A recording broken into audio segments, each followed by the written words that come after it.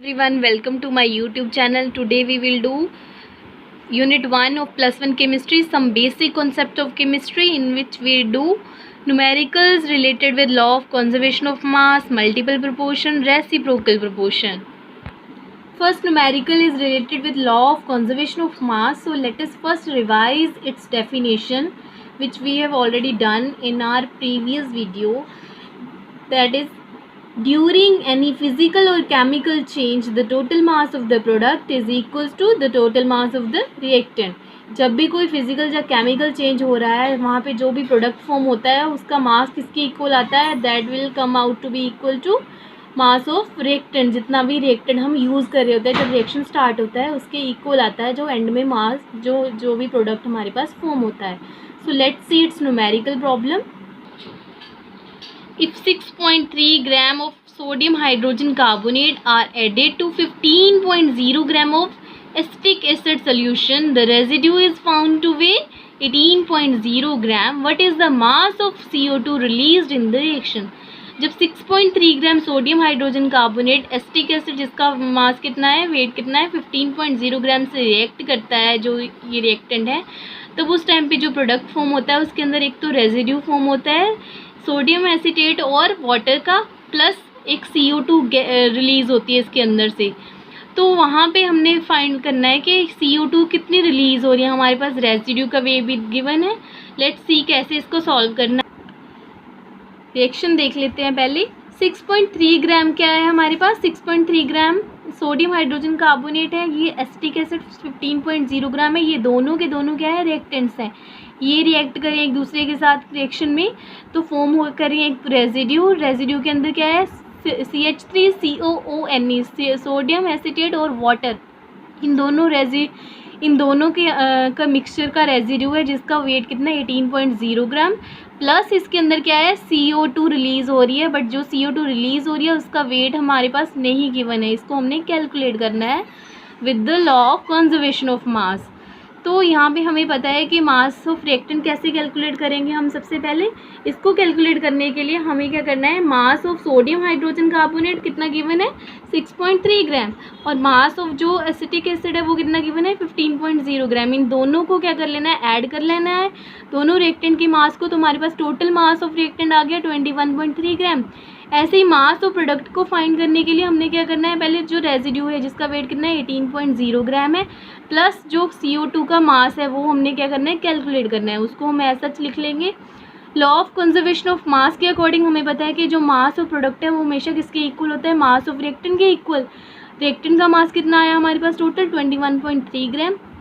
Mass of product क्या है? उसके अंदर हमारे पास 18.0 ग्राम रेजिड्यू का मास पता है, बट जो कार्बन डाइऑक्साइड रिलीज़ हो रही है उसका हमें वेट नहीं पता, तो उसको हमने एज सच x ग्राम ले लिया. तो इसको सिंपल मैथमेटिकल कैलकुलेशन इन्वॉल्व करेंगे. x ग्राम को एज सच यहाँ पे रहने देंगे और कैलकुलेट करेंगे. तो 21.3 ग्राम की तरफ 18.0 उधर शिफ्ट हो गया. यहाँ पे प्लस में था, उधर जाके माइनस में बन गया. तो 3.3 ग्राम आ गया हमारे पास x ग्राम. तो x की वैल्यू जो मास ऑफ CO2 रिलीज़ वो कितनी आ गई? 3.3 ग्राम.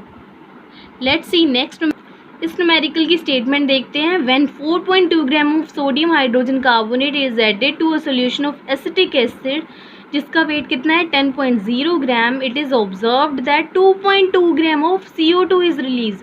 यहाँ पे दोनों ही रिएक्टेंट का वेट हमें गिवन है. कार्बन डाइऑक्साइड जो रिलीज़ हो रही है उसका वेट भी हमें गिवन है. The residue left is found two way 12.0 gram. Even कि रेजिड्यू का वेट भी हमें गिवन है. हमने सिर्फ आपने क्या करना है यहाँ पे? Show that these observation are in agreement with the law of conservation of mass. आपने सिर्फ और सिर्फ इसको क्या करना है? आपने ये प्रूव करना है कि ये जो स्टेटमेंट्स गिवन है ये सारी लॉ ऑफ कंजर्वेशन को क्या कर रही है? उसके अकॉर्डिंग है, उनके साथ कंसिस्टेंट है या नहीं है. ये आप खुद से एक बार ट्राई करोगे. देन नेक्स्ट न्यूमेरिकल देखते हैं. हमारा नेक्स्ट न्यूमेरिकल है वो रिलेटेड है with law of multiple proportion. इसकी डेफिनेशन के को पहले देख लेते हैं. When two element combine to form more than one compound, जब दो एलिमेंट एक दूसरे के साथ कंबाइन करते हैं, एक कंपाउंड फॉर्म करते हैं, तो उस टाइम पे जो मासेस ऑफ द एलिमेंट जो कंबाइन कर रहे होते हैं वो क्या होते हैं? फिक्स रहती हैं. और उनकी जो रेशो होती है वो भी क्या रहती है? फिक्स रहती है. और वो हमेशा सिंपल होल नंबर रेशो रहती है. ये थी definition of law of multiple proportion. अभी इससे रिलेटेड न्यूमेरिकल प्रॉब्लम देख.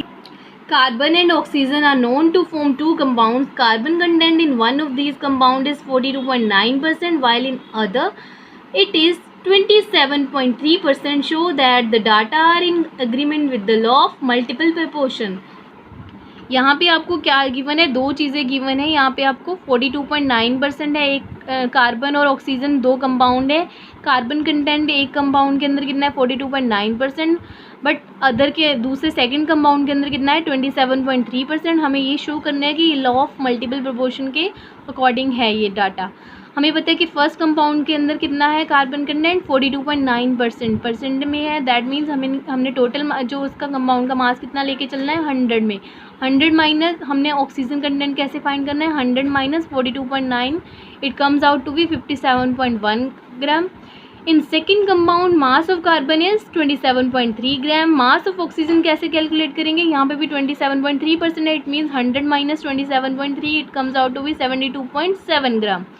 सो फर्स्ट कंपाउंड के अंदर मास ऑफ कार्बन जो कंबाइन कर रहा है 57.1 ग्राम ऑफ ऑक्सीजन के साथ, वो कितना है 42.9 ग्राम। और मास ऑफ कार्बन जो 1.0 ग्राम से कंबाइन करेगा। ये सिंपल मैथमेटिकल कैलकुलेशन है, जैसे आप स्मॉल क्लासेस के अंदर करते थे कि जो 10 पेंसिल्स हैं उनकी जो प्राइस है वो 20 रुपीज़ है, तो 1 पेंसिल की कितनी आ जाएगी 20 डिवाइडेड बाय 10। तो वही सेम चीज़ हम यहाँ पे अप्लाई कर रहे हैं। अभी 42.9 ग्राम हमारे पास है मास ऑफ 57.1 ग्राम जो ऑक्सीजन कंबाइन करी है कार्बन के साथ। तो वही कार्बन जब 1.0 ग्राम ऑफ ऑक्सीजन के साथ कंबाइन कर रहा है, तो यहाँ पे कितनी आ गई हमारे पास value 42.9 divided by this 57.1 gram, it comes out to be 0.75 gram. In second compound mass of oxygen जो कंबाइन कर रहा है 72.7 ग्राम ऑफ ऑक्सीजन के साथ, तो it comes out to be 27.3 grams. ऐसे ही 1.0 ग्राम ऑफ ऑक्सीजन का जब लेके चलेंगे मास, तो कितना आ जाएगा 27.3 डिवाइडेड बाय दिस 72.7, तो it comes out to be 0.375 gram. अभी हमारे पास क्या है, दो मासेस आ गए, एक है 0.75 ग्राम, दूसरा है 0.375 ग्राम। इन दोनों को अगर हम कंबाइन करके देखें, अगर हम इनकी रेशोज़ को कैलकुलेट करके देखें, तो हमने ये देखना है कि क्या ये सिंपल होल नंबर रेशो है।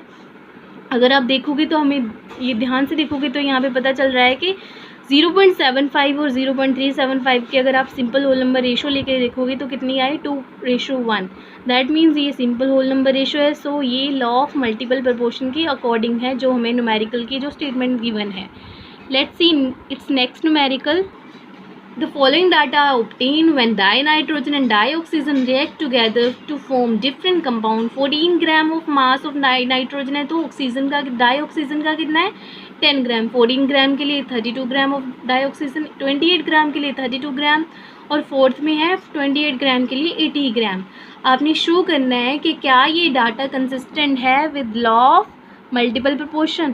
ठीक है, ये आपने शो करना है। It's very easy. आपने सिर्फ सिंपल हो इसका क्या करना है, रेशो निकाल के करनी है। रेशो देखनी है कि अगर सिंपल होल नंबर रेशो आ रही है तो वो क्या है, डाटा कंसिस्टेंट है लॉ ऑफ मल्टीपल प्रोपोर्शन के साथ। Let's see second numerical problem जो आप फिर से खुद से सॉल्व करोगे। ये न्यूमेरिकल प्रॉब्लम भी आप खुद से सॉल्व करके देखोगे। Phosphorus and chlorine form two compounds. The first compound contains 22.54% by mass of phosphorus and 77.46% of mass of chlorine.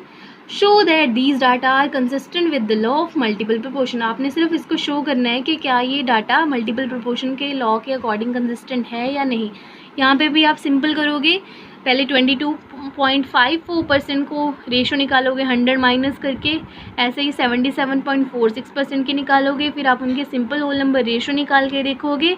अगर वो रेशो सिंपल होल नंबर आ रही है दैट मीन्स ये डाटा मल्टीपल प्रोपोर्शन को फॉलो कर रहा है। Then let's see next numerical.